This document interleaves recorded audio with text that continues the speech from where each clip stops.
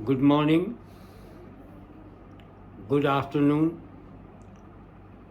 good evening, good night. Civil service forum के sociology optional UPSC aspirants का मैं स्वागत करता हूं। आज सिलेबस फर्स्ट सेकंड नहीं है, क्योंकि सुबह में जब मैं उठा तो एक रिपोर्ट मेरे सामने में अचानक आ गई। पूरी दुनिया बदल रही है, भारत भी बदल रहा है, मैं भी बदल रहा हूँ, आप भी बदल रहे हैं। समय है, चलता रहेगा।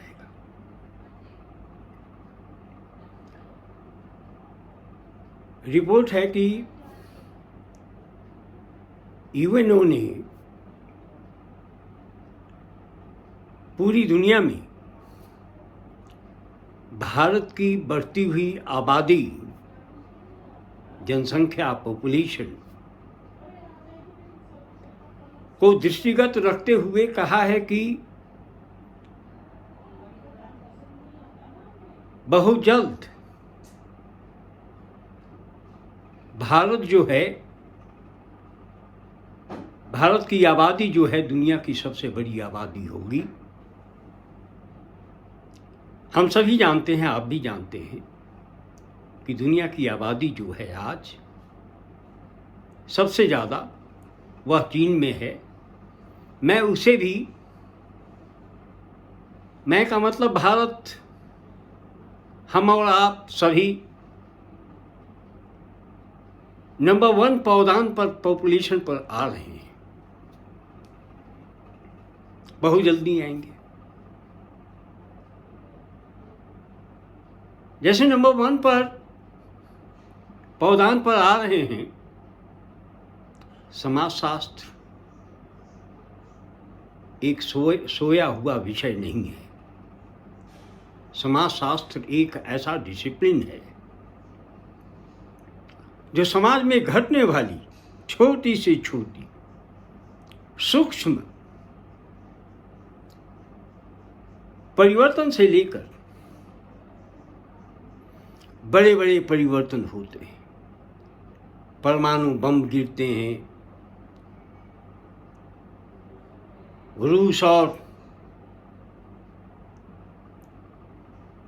रूस की अपनी अलग पहचान है,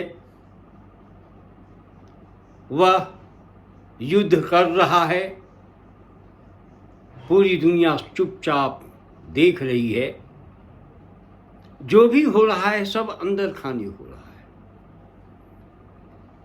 यूक्रेन युद्ध कैसे लड़ रहा है, उनके पीछे शक्तियां कौन कौन सी हैं। देखें, समाजशास्त्र खास करके यूपीएससी के जो एस्पिरेंट हैं, समाजशास्त्र का अध्ययन जो है वह 5 आधार पर किए जाते हैं। 5 ऐसे सूक्ष्म शब्दावलियां हैं जिसके आधार पर समाज में, दुनिया में घटने वाली कोई भी घटना, छोटी से बड़ी तक, उसका अध्ययन करता है। ये मेरी बात नहीं है और मैं ये नहीं कहना चाहता, लेकिन मैं विश्वास करता हूं। एक पुस्तक है पर्सपेक्टिव ऑफ सोशियोलॉजी, अमेरिकी परिवेश में लिखी हुई ये पुस्तक है। और पर्सपेक्टिव ऑफ सोशियोलॉजी में जब कॉन्सेप्चुअल एनालिसिस सोशियोलॉजी का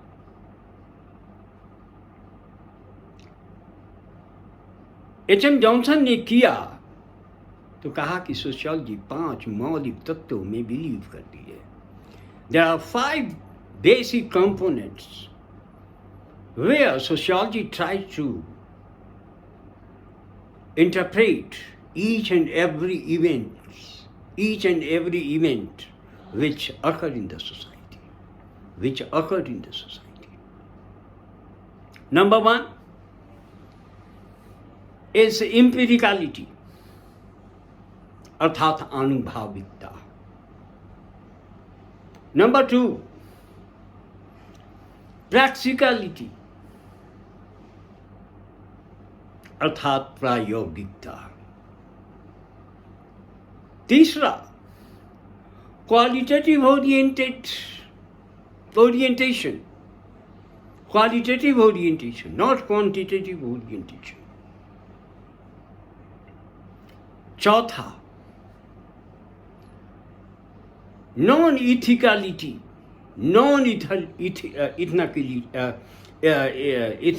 इथनिकलिटी, अर्थात अनैतिकता, नैतिकता. Non ethical. और नंबर 5 वह है थ्योरेटिकलिटी, अर्थात सैद्धांतिकता. ये 5 मूल मंत्र हैं सोशियोलॉजी के. दुनिया में किसी भी प्रकार की समस्या आती है, चाहे वह धनात्मक हो या ऋणात्मक हो, खुशी का हो या गम का हो, इसका अध्ययन समाजशास्त्र जो है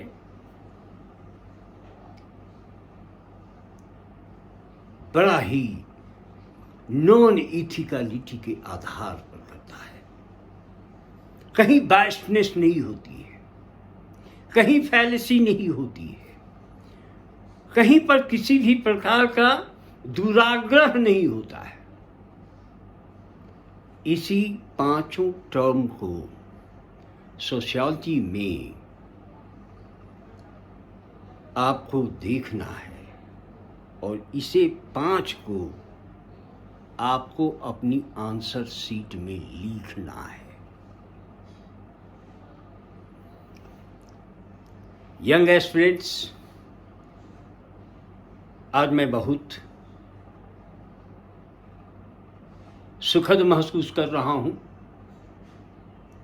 हमारे हाथ से यूपीएससी का सिलेबस निकल करके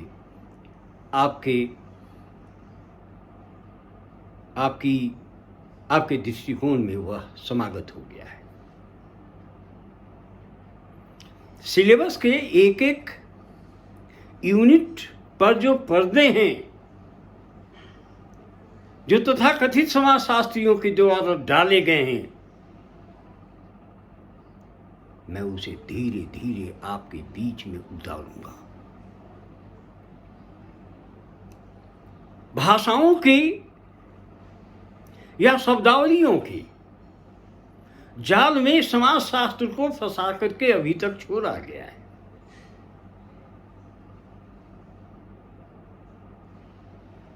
वो कहां भाषाई या शब्दावलियों का जो जाल है उस पर हम चर्चा करेंगे और उस जाल में हम कैसे फंसते हुए चले जाते हैं. मैं सिर्फ आपको कहता हूं कि समाजशास्त्र में आपका एक ऑब्जर्वेशन और वह ऑब्जर्वेशन नॉन इथिकल हो, रेशनल हो, तो रिजल्ट आपका सदैव पॉजिटिव होगा। आज जब भारत दुनिया की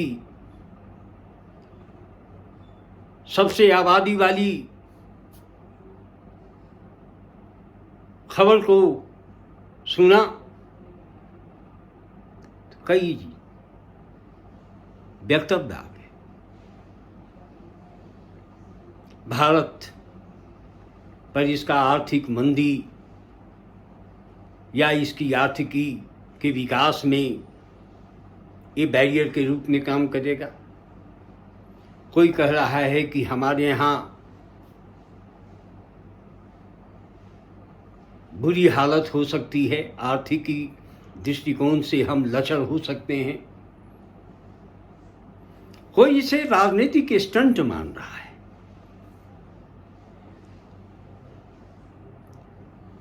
दोस्तों, मैं स्पष्ट रूप से आपको बताऊं,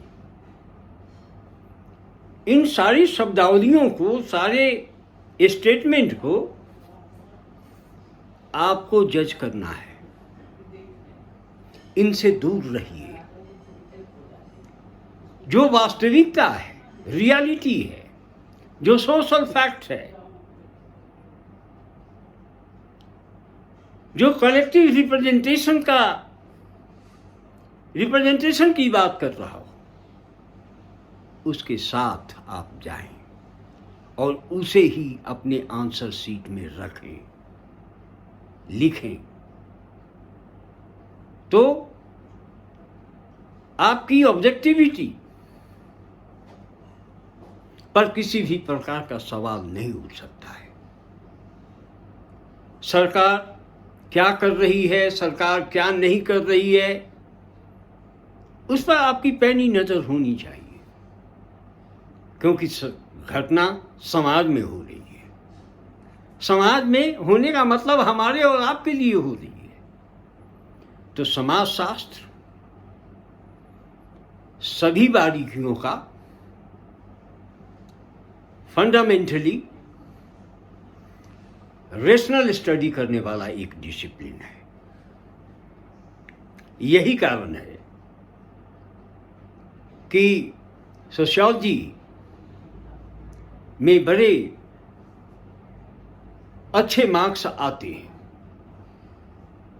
समाज, आप अपने सिलेबस को कल देखें, कल तक आपने देखा है, सिलेबस को उठा करके बार बार देखें। और जो मैंने 14 चैनल में आपसे जो बातचीत की है, उसे थोड़ा सा परखने की कोशिश कीजिए। मैं अगले एपिसोड में, जो 16वां एपिसोड होगा, उसमें मैं सोशियोलॉजी के basic concept, what are the major factors for the emergence of sociology as a dominant discipline of the global society. What is the need